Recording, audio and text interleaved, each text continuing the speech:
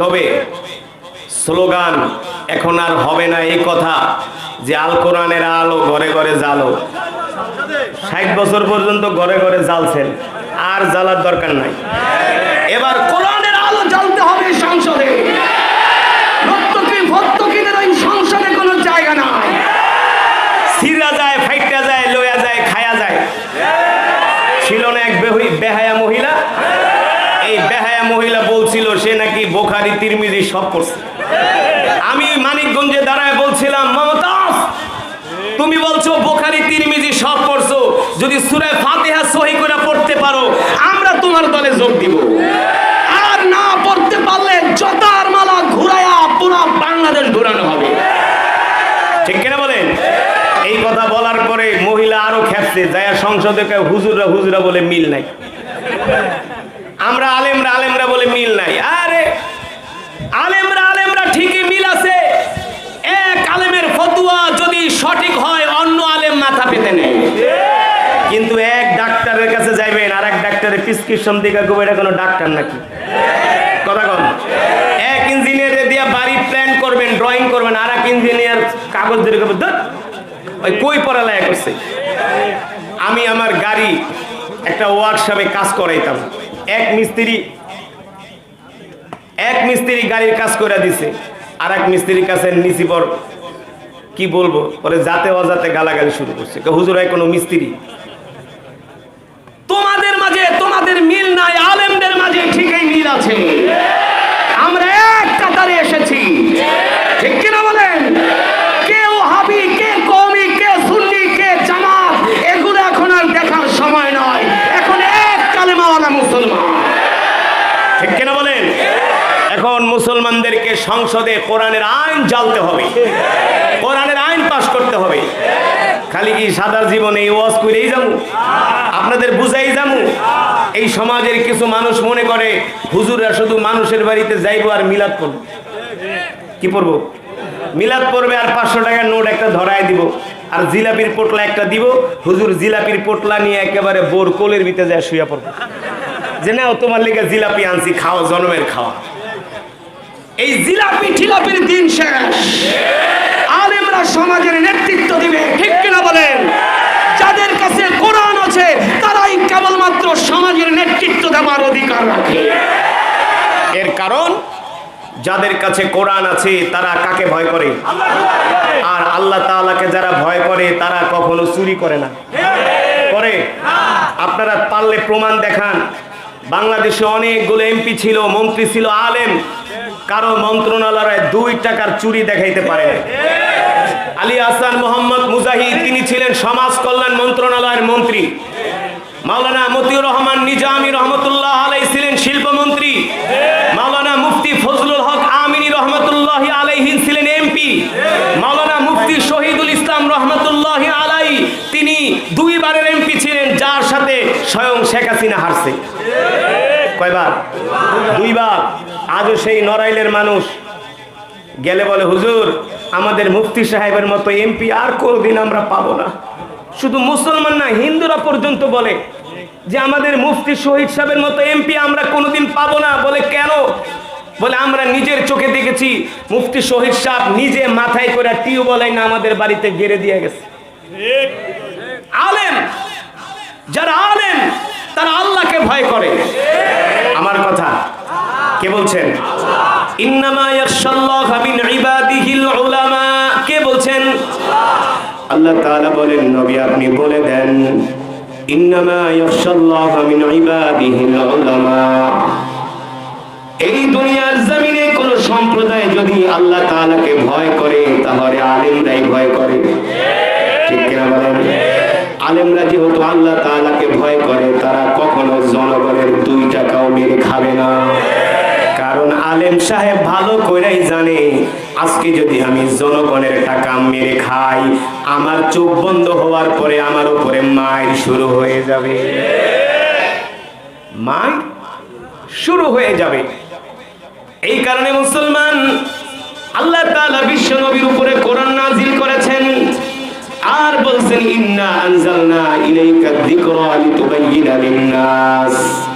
নবী হে আমার, আমি আল্লাহ আপনার উপর যে কোরআন নাজিল করেছি, এই কোরআন দিয়ে আপনি মানুষদেরকে ওয়াজ করেন, মানুষদেরকে বয়ান করেন, এই কোরআন দিয়ে মানুষদেরকে বয়ান করেন। আল্লাহ রাসূল বিশ্বনবী রাহমাতুল লিল আলামিন এই কোরআন দিয়া মক্কার মানুষদেরকে বয়ান করলেন, কিন্তু মক্কার কাফেররা এই কোরআনের দাওয়াত পছন্দ করে না। মক্কার কাফেররা এই কোরআনের দাওয়াত গ্রহণ করে না, উল্টা আল্লাহর নবীকে মিথ্যাবাদী বলে গালি দেয়, আল্লাহর নবীকে জাদুকর বলে গালি দেয়, আল্লাহর নবীকে গণক বলে গালি দেয়। আল্লাহ তাআলা কোরআনুল কারীমের মধ্যে বলেন, মা আনতা বিনিআমাতি রাব্বিকা বিকাহিন ওয়ালা মাজনুন। নবী, মক্কার কাফেররা আপনাকে জাদুকর বলে, আপনাকে পাগল বলে, আপনাকে গণক বলে। নবী, আপনি জাদুকর না, আপনি গণক না, আপনি কবি না, আপনি হলেন নবী। আপনি হলেন নবী। আপনি মক্কার কাফেরদের কথায় কর্ণপাত করবেন না। বয়ান কি চলবে? আপনারা 2-4 জন ওঠাউঠি করতেছেন, ওঠাউঠি করলে মজমার সৌন্দর্য নষ্ট হয়। মিয়া, আপনারা কি প্যানপ্যানানি ভক্ত দাওয়াত দিছেন? হ্যাঁ, দেখেন না তেলাওয়াত, বয়ানের স্কেল দেখেন না? যতক্ষণ বয়ান চলবে ততক্ষণ ময়দান কাঁপবে। কাফের, মুশরিক, নাস্তিক, বেঈমানরা এই ভিডিওগুলো দেখে, দেখা ওদের মাথা নষ্ট হয়ে যায়। কিরে, আমরা এত বড় জনসভা করি, বিরানির পোটলা দিয়ে মানুষ জমাইতে পারি না, আর মোল্লাগো ওয়াজে হাজার হাজার লক্ষ লক্ষ মানুষ। ঠিক কেন বলেন? এই যে আপনারা কোরআনের মাহফিলে এই রাত গভীরে আসছেন, আমার কত যুবক ভাইরা না খায় আছে, রাত্রবেলা ভাতও খায় নাই, কত কষ্ট করে দূর দূরান্ত থেকে আসছে, কত দূর থেকে হাইটা হাইটা আসছে। এক মাহফিল থেকে যাচ্ছি, দেখি একদল যুবক হাইটা হাইটা যাইতেছে মাহফিল থেকে 3-4 কিলো দূরে। এই যুবক গাড়ি থামায়, কোথায় গেছিলা? বলে, হুজুর এই যে একটু আগে আপনার তেলাওয়াত শুনে আসলাম। তো কোথায় যাবা? আমরা ওই গ্রামে যাব। কয় কিলোমিটার? আরো 3 কিলো। আমি বলি, ওঠো আমার গাড়িতে, তোমাদেরকে আগায় দিয়ে আসি। না হুজুর, আপনারা যান, আমরা গল্প করতে করতে চলে যাব। তার মানে এই দেশের যুব সমাজ তারা বুঝতে শিখেছে যে আল্লাহর কোরআন ছাড়া মুসলমানের বাঁচার, শান্তি পাওয়ার, মুক্তি পাওয়ার বিকল্প কোনো পথ না আছে। তাহলে সেই কোরআনের বয়ান হবে, কোনো ওঠাউঠি করা যাবে না। আমরা একসাথে মোনাজাত দিয়া বাড়িতে যাব। আগেই বলছি, সিরাজগঞ্জের মানুষ অনেক ধার্মিক, বিচক্ষণ। যদি ওঠাউঠি করেন তাহলে বুঝবো আপনি মূর্খ। আগে আমি মোনাজাত দিব, শেষ করব, তারপর আপনারা উঠবেন। রাজি আছেন? ইনশাআল্লাহ। আল্লাহ তাআলা সকলকে কবুল করুন। আল্লাহ রাব্বুল আলামিন সে কথাই কোরআনুল কারীমের মধ্যে বলছেন, ওয়ানুনাজ্জিলু মিনাল কুরআনি মা হুয়া শিফাউ ওয়া রাহমাতুল লিল মুমিনিন ওয়া লা ইয়াজিদুয যালিমিনা ইল্লা খাসারা। আল্লাহ রাব্বুল আলামিন বলেন, নবী, আমি আল্লাহ আপনার উপর যে কোরআন নাজিল করেছি, এই কোরআন আমি মুমিনের শেফার জন্য নাজিল করেছি, এই কোরআন আমি মুক্তির জন্য নাজিল করেছি। ও যুবক মুসলমান, আমি যে কোরআন আপনাদের সামনে তেলাওয়াত করলাম, আল্লাহর কসম করে বলি, এই কোরআন শুধু তেলাওয়াতের জন্য নাজিল হয় নাই, এই কোরআন শুধু খতম পড়ার জন্য নাজিল হয় নাই, এই কোরআন শুধু খতমে তারাবি পড়ার জন্য নাজিল হয় নাই, এই কোরআন দিয়া জার ফুক করবেন, তাবিজ লিখবেন, এই কারণে কোরআন নাজিল হয় নাই। বাপ মারা যাবে, 40 দিন পরে 40 জন ইমাম দাওয়াত দিয়া 10টা গরু জবাই করায়া খিচুড়ি রাইন্দা সারা এলাকার মানুষকে খাওয়াবেন, এই কারণে কোরআন নাজিল হয় নাই। আল্লাহ তাআলা কোরআনুল কারীমের মধ্যে বলছেন, আলা লাহুল খালকু ওয়াল আমর তাবারাকাল্লাহু রাব্বুল আলামিন। নবী হে আমার, আপনি মক্কার কাফেরদেরকে বলে দেন, আমি আল্লাহ আপনার উপর যে কোরআন নাজিল করেছি, এই কোরআনের মালিক আমি আল্লাহ, রাজত্বের মালিক আমি আল্লাহ, একচ্ছত্র ক্ষমতার মালিক আমি আল্লাহ, সূর্যের মালিক আমি আল্লাহ, চন্দ্রের মালিক আমি আল্লাহ, অক্সিজেন দেওয়ার মালিক আমি আল্লাহ, রিজিক দেওয়ার মালিক আল্লাহ, গরম দেওয়ার মালিক আল্লাহ, শীত দেওয়ার মালিক আল্লাহ, সব কে? আল্লাহ। আল্লাহ তাআলা বলেন নবী আপনি বলে দেন আলা লাহুল খালকু ওয়াল আমরু তাবারাকাল্লাহু রাব্বুল আলামিন। নবী হে আমার, মক্কার কাফেররা এই কোরআনের দাওয়াত গ্রহণ করে না, পছন্দ করে না। ওরা করে করুক বা না করুক, তাতে আমার আল্লাহর কিছু যায় আসে না। যায় আসে? আল্লাহ তাআলা বলেন নবী আপনি মক্কার কাফেরদের সামনে মাথা উঁচু করে ঘোষণা করে দেন আলা লাহুল খালকু ওয়াল আমর তাবারাকাল্লাহু রাব্বুল আলামিন। এ মক্কার কাফেররা শুনে রাখো, আমি আল্লাহর পয়গম্বর মুহাম্মদ সাল্লাল্লাহু আলাইহি সাল্লাম ঘোষণা করতেছি আজকে থেকে আসমান যার আইন চলবে, তা জমিন যার বিধান চলবে। আল্লাহর দেওয়া রিজিক খেয়ে, কার দেওয়া? আল্লাহর জমিনে থেকে আল্লাহ তাআলার দেওয়া সূর্যের আলো গ্রহণ কইরা, কিসের আলো? সূর্যের আলো গ্রহণ কইরা, আল্লাহ তাআলার দেওয়া অক্সিজেন গ্রহণ কইরা, আল্লাহর দেওয়া এই যে গাছ, এই গাছ থেকে ফলমূল খায়া তুমি আল্লাহর হুকুম মানবা না, তুমি মানবা আমেরিকার পচা গান্দা গণতন্ত্র, তুমি মানবা সমাজতন্ত্র, তুমি মানবা কমিউনিজম। এটা হতে পারে না, তোমাকে মানতে হবে আল্লাহর কোরআনের আইন। আল্লাহ তাআলার কোরআনের আইন তোমাকে মানতে হবে। যদি বলেন হুজুর আমার সব ভালো লাগে, কোরআনের আইন ভালো লাগে না, তাহলে তুমি মুরতাদ। কি যুবক, আমার কথায় রাগ করো না দোস্ত। এই সমাজে কিছু মুসলমান নামাজ পড়ে, রোজাও রাখে, কিন্তু মরার সময় মুরতাদ হইয়া মরে। কারণ কি? কারণ কি? বলে হুজুর আমার কাছে নামাজ ভালো লাগে, হজ ভালো লাগে, যাকাত ভালো লাগে, কিন্তু আপনারা যে বলেন কোরআনের আইন, কোরআনের আইন শরিয়া শরিয়া, এই সমস্ত কোরআনের আইন শরিয়া ঠরিয়া আমার ভালো লাগে না। এই কথা যদি কোনো মুসলমান বলে, তাহলে মৃত্যুর সময় সে মুরতাদ হয়ে মারা যাবে। আর তোমার অন্তরের মধ্যে যদি এই কথা লালন করো, আল্লাহ আই মালিক, আপনি আমাদেরকে যেই কোরআন দিয়েছেন, আমাদের স্বপ্ন ছিল কোরআন দিয়া রাষ্ট্র পরিচালনা করার। কি দিয়া? যদি আমরা কোরআন দিয়া রাষ্ট্র পরিচালনা করতে পারতাম, মসজিদের মিনার থেকে মুয়াজ্জিন আযান দিত, হাইয়া আলাস সালাহ, হাইয়া আলাস সালাহ, দোকানের শাটার গুলো বন্ধ হয়ে যেত। কথা কয় না? মন্ত্রণালয়, সচিবালয়ের গেট গুলো বন্ধ হয়ে যেত, সব মানুষগুলো নামাজের জন্য চলে যেত, মসজিদে জায়গা হতো না, ঢাকা শহরের মহাসড়কে দাঁড়ায় নামাজ আদায় করত।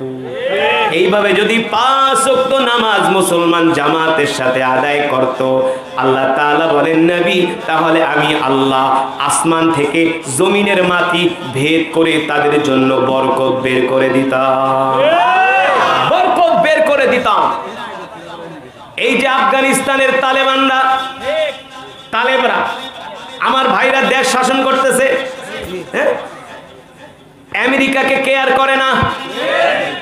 আমরা তো মোদির পায়ে তেল মারি না ক্ষমতায় যাওয়ার জন্য, আর মোদির গোষ্ঠী যায়া ওই আফগানের মোল্লাদের তেল মাখে।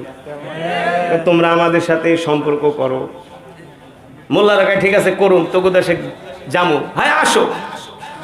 মোল্লারা গেছে আফগানে, ভারতের ইতিহাসে মোল্লারা সাংবাদিক সম্মেলন করতেছে, কোন মহিলা সাংবাদিক ঢুকতে দেয় নাই ভিতরে।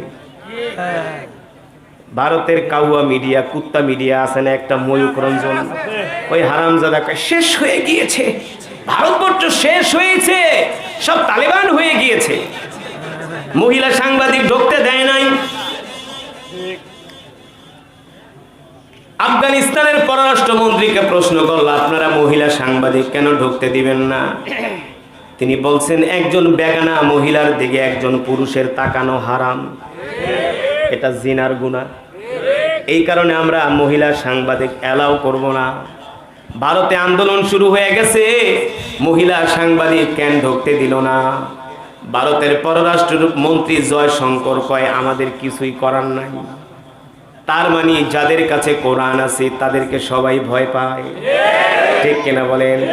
ভারত ভয় পায়, আমেরিকা ভয় পায়, আমেরিকা বলতেছে তারা আবার আফগানিস্তানে বাগরাম ঘাটে উদ্ধার করবে, তালেবান বলতেছে এবার আয়, একবার তো 20 বছর তোদেরকে পিটাইছি, এবার পিটামো 50 বছর, একটারেও জীবন নিয়ে ফিরে যেতে দিব না।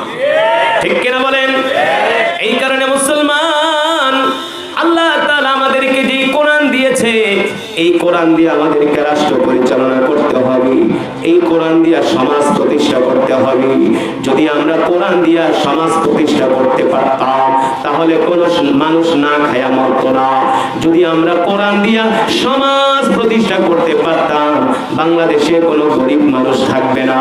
যদি আমরা কোরআন দিয়ে সমাজ প্রতিষ্ঠা করতে পারতাম তাহলে গাবতলীর বাস স্টেশনে, কমলাপুরের রেল স্টেশনে কোনো অনাথ মানুষ রাত্রবেলা না খায়া ঘুমাবে না। কারণ আমিরুল মুমিনিন খলিফাতুল মুসলিমিন হযরত ওমর রাদিয়াল্লাহু তাআলা আনহু রাষ্ট্রপ্রধান, তিনি কি বলছিলেন? আমার রাষ্ট্রপ্রধান থাকা অবস্থায় যদি একটা কুকুরও মারা যায়, একটা কুকুরও যদি না খায়া মারা যায়, কাল হাসরের ময়দানে ওমরকে আল্লাহর আদালতে জবাব দিতে হবে।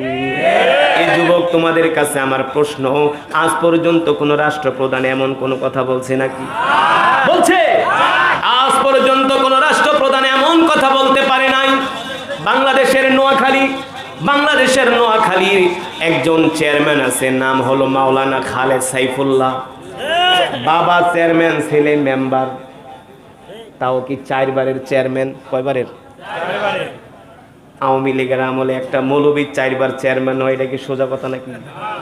এমনি ভোটের বাক্স গায়েব করে ফেলাইছি, রাতের ভোট দিনেই কমপ্লিট।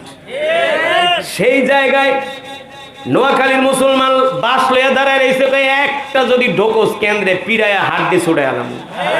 এটা হুজুরের আসন, কোন জাল ভোট তো দূরের কথা, কেন্দ্রে আসতে পারে নাই। 4 বারের চেয়ারম্যান, এই 4 বারের চেয়ারম্যান সাহেব সেই নোয়াখালী থেকে ঢাকায় আসে লোকাল লঞ্চে, ডেকের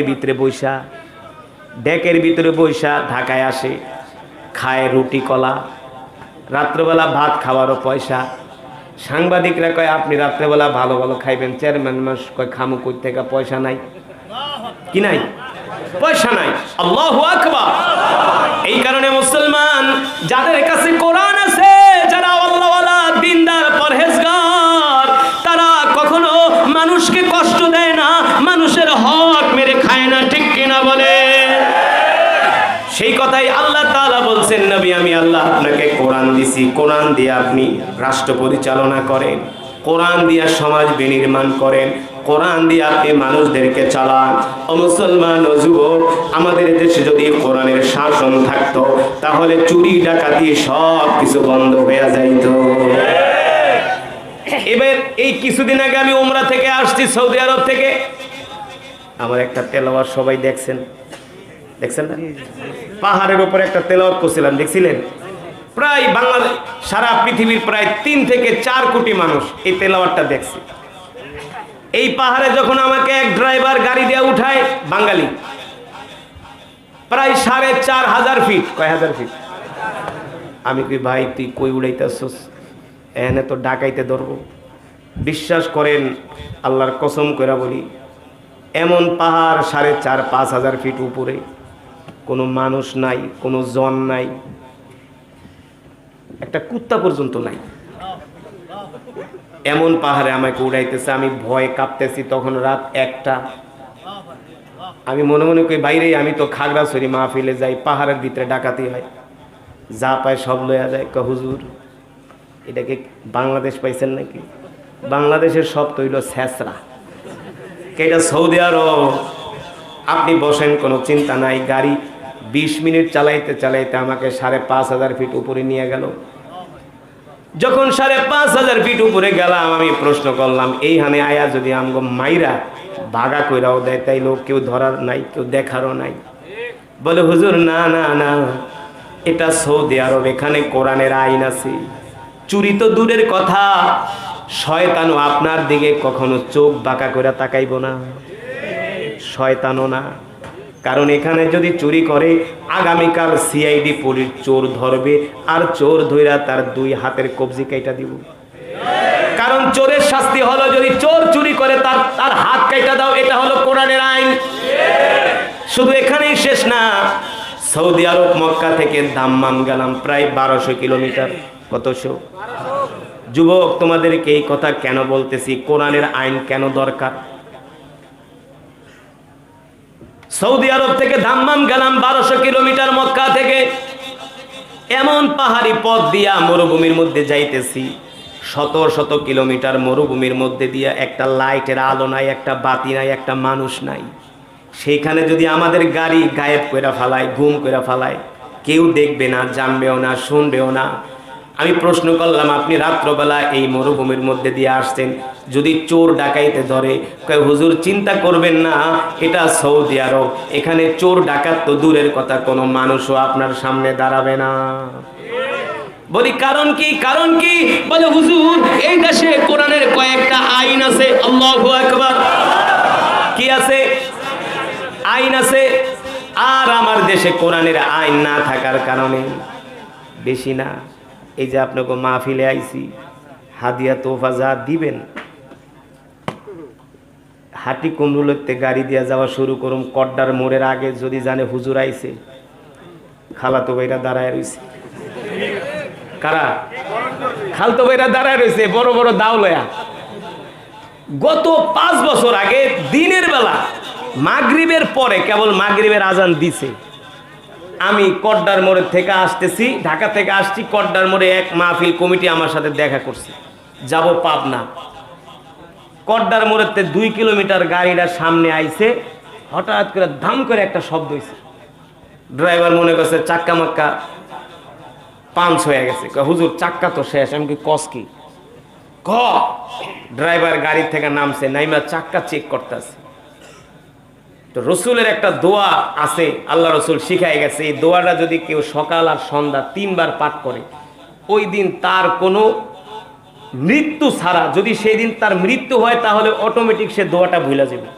বুখারী শরীফের মধ্যে আসছে, মৃত্যু ছাড়া পৃথিবীতে যত বিপদ আপদ আছে আল্লাহ তাকে আল্লাহর কুদরতে হাত দিয়া তাকে আল্লাহ হেফাজত করবে। এই দোয়াটা যদি কেউ ফজরের পরে আর মাগরিবের পরে 3 বার পরে, ফজরের পরে আর, তা আলহামদুলিল্লাহ আমি এই দোয়াটা যেদিন থেকে শিখছি ছোটবেলা থেকে, কোনোদিন আমি এই দোয়াটা ছাড়ি নাই। বিসমিল্লাহিল্লাযী লা ইয়াদুররু মা ইসমিহি শাইউন ফিল আরদি ওয়ালা ফিস সামাই ওয়া হুয়াস সামিউল আলিম। আপনারাও যদি পারেন এই দোয়াটা শিখবেন। সকাল সন্ধ্যা ফজর আর মাগরিবের পরে যদি এই দোয়াটা মা বোনরা ভালো করে শুনে রাখেন, অনেকের জিনে ধরে, ভূতে ধরে, আছে না, বদনজর দেয়, তাবিজ করে। এখন তো গ্রামে মানে এত খালি তাবিজ করে, মানুষ ক্ষতি করার চেষ্টা করে, কি করে না? রাসূলের হাদিস আসছে, বদনজর মানুষকে কবর পর্যন্ত নিয়ে যায়। কেউ যদি একটা উটের উপরে, গরুর উপর, খাসির উপরে বদনজর দেয়, আল্লাহ রসুল বলছে সেই উট খাসিকে পাতিলে পর্যন্ত নিয়ে যায়। পাতিল বোঝেন? মানে সে এমন অসুস্থ হয়ে আসছে, জবাই করে তাকে খেতে হয়। আল্লাহ রসুল বলছে, সাহাবীরা তোমরা এই দোয়াটা 3 বার করে পড়বা, ফজরের পরে আর মাগরিবের পরে। পৃথিবীর কোন শক্তি তোমাদের 1 চুল পরিমাণ ক্ষতি করতে পারবে না। সেই দোয়াটা কি? বিসমিল্লাহিল্লাযী লা ইয়াদুররু মা ইসমিহি শাইউন ফিল আরদি ওয়ালা ফিস সামাই ওয়া হুয়াস সামিউল আলিম। মৃত্যু ছাড়া সকল বিপদ আপদের গ্যারান্টি। এই দোয়াটা শিখবে। তো আমি এই দোয়াটা আমার মনে আছে, ওই দিন আমি পড়ছি, আমি ভুলি নাই আল্লাহর রহমতে। তো গাড়িটা ড্রাইভার চেক করতেছে যে কোন জায়গা দিয়ে চাক্কা পাঞ্চ হইল। আরে চাক্কা পাঞ্চ তো দূরের কথা, রড একটা মারছে, গাড়ির এক জায়গা দিয়ে ফুটো হয়ে গেছে। আর দেখি নিচের থেকে রান্দাও লয়া 6-7টা আস্তে আস্তে উঠতেছে। আমি ড্রাইভারে কই, ড্রাইভার গাড়ি তো চাক্কা পাঞ্চ হয় না, এই যে ডাকাই। এই কথা কইতে কইতে 6-7টা উঠে আমার গাড়ির সামনে রান্দাও লয়া দাঁড়ায় গেছে। কোপ দিবে ভাব, তো বাঁচাইব তো আল্লাহ। আল্লাহ বাঁচাইলে তোরা আমার একটা পশম চিনতে পারবি না। ড্রাইভার বললাম তুই গাড়ি টান দে, আল্লাহর নাম লয়ে দিল গাড়ি টান, 3-4টা ছিটকায় পড়ে গেল রাস্তার এক সাইডে। আমরা চলে আসলাম। এটা দিনের বেলা। ওই দিন ভিডিওতে দেখলাম কড্ডার মোড়ে রাত্রে ডাকাতি করতেছে। একটা প্রাইভেট গাড়ির মানুষে কোবাইতেছে রাত 12টা-1টার দিকে। এটা কোনো কথা? এটা কোনো রাষ্ট্র? এটা কোনো সমাজ? এইভাবে কোনো জাতি রাষ্ট্রে বসবাস করতে পারে না যার জীবনের কোনো নিরাপত্তা নয়। এটা কোনো কথা? আপনি সিরাজগঞ্জ থেকে রওনা দিবেন, বাসের ভিতরে ডাকাতি, সিএনজিতে ডাকাতি, ট্রেনে ডাকাতি। কারণ কি? কেন এত ডাকাতি? পুলিশকে বলি আপনারা এগুলা নিয়ন্ত্রণ করতে পারেন না? হুজুর আমাদের দেশের একটা আইন আছে। এই লেজার মারিকে এক থাপ্পড়, তুমি বেয়াদব কথা। এটা কোনো কথা? ভদ্রতা হইল যে হুজুরের গায়ে লেজার মারে মাঝখানে বসে? হ্যাঁ, তুমি বুঝো নাই। আল্লাহ তোমাকে হেফাজত করো, আল্লাহ তোমাকে বুঝ দান করো। আমি পুলিশকে বললাম যে এটা কেমন কথা যে আপনারা মানুষের নিরাপত্তা দিতে পারেন না, ডাকাতি করতেছে দিনে রাত্রে যেভাবে না সেভাবে।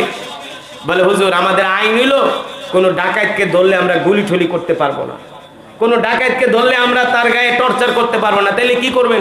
তাকে জামাইয়া ধরে ধৈর্য জেলখানায় নিয়ে রাখতে। তাহলে তো 2 দিন পর বাইরে যাবো। কারণ এই দেশে উকিল রে আর জজের টাকা দিলে সব হয়ে যায়, ঠিক কিনা?